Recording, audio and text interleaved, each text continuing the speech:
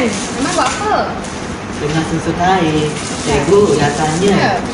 Ni karya apa? Oh, ni kain batik. Oh. Karya apa?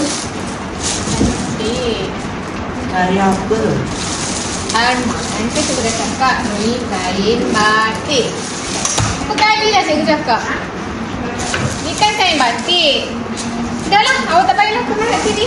Awak kemana kat sana. Pergi sana.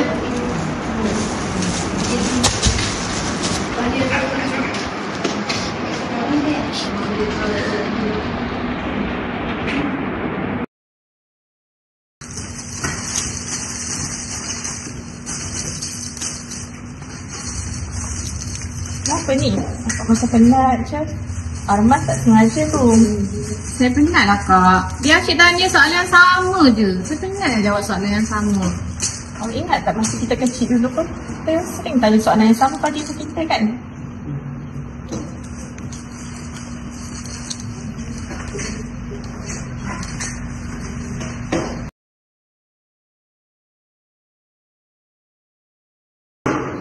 Ibu, ni kain apa? Kain batik nak. Kain apa? Kain batik. Kain apa? Kain batik. Kain apa?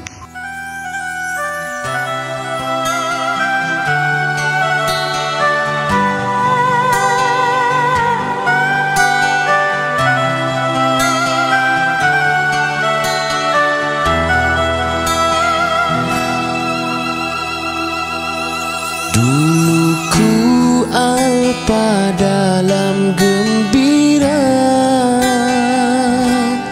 tak kuduga kini syawal tiba. Kini ku di dalam kepilu. Assalamualaikum. Waalaikumsalam nak. Ibu, ini ada kain apa? Kain batik nak. Kain apa? Kain batik. Kain apa? Kain batik. Yang esok ku pohonkan, semoga aman tenang di sana. Selamat, selamat hari raya.